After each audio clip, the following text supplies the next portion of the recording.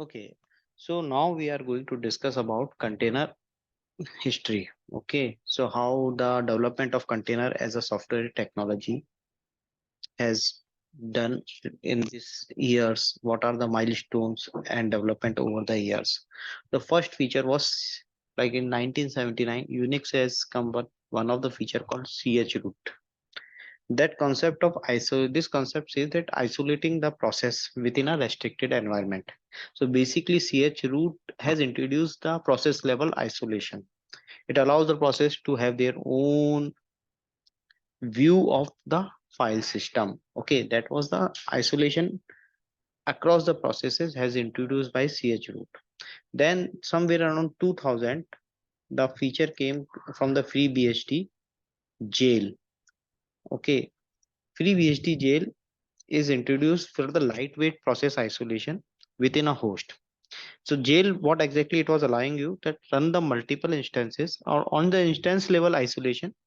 For the when I say instance level isolation, each process will have its own network stack, its own file system, everything. So that was FreeBSD jail.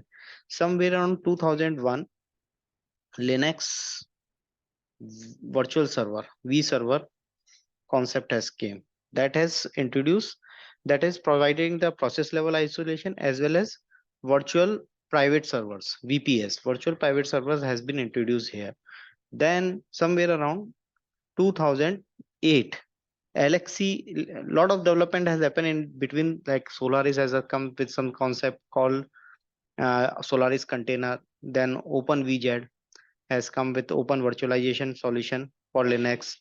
Somewhere around 2008, LXC, Linux container concept came. That is called LXC. That is Linux container. Okay. So exactly what exactly happened in there? LXC emerged as a set of tools and kernel features. Okay, that enable the creation and management of Linux container. So Linux container was managed by LXC. Okay, so LXC was basically utilizing two of the main feature of Linux kernel. One is namespace, and the second one is your C group.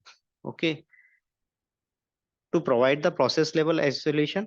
This was for isolation purpose, and this was for C group for resource management. When I say resource management, in the sense CPU and memory. Somewhere around 2013, the major change has come. The Docker has came. Okay, so Docker as a company, they have come up. They have used LXC.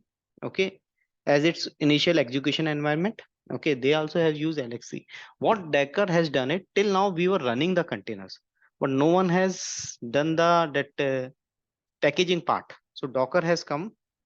Okay, and they did the packaging part. They done the packaging part using image concept. So the packaging of container.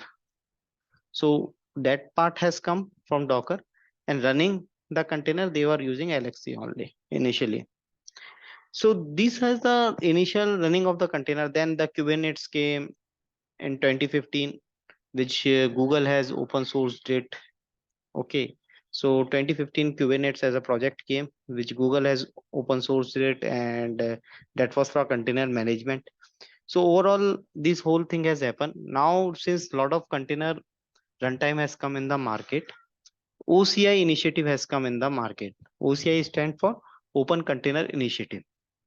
Open Container Initiative. Okay. So basically, Open Container Initiative was formed to for the collaboration between the major industry player to standardize the containers thing. Okay. So basically, OCI takes care of two things. One is container spec. So whenever we are going to write the standard container, spec should be standardized across the things. And the second one is image spec. So everyone has to follow the OCI standard if they want to do it all this thing. Then slowly and gradually a lot of development happen. Now container D as one of the container runtime, which also has introduced by OCI only. So container D is supported by OCI.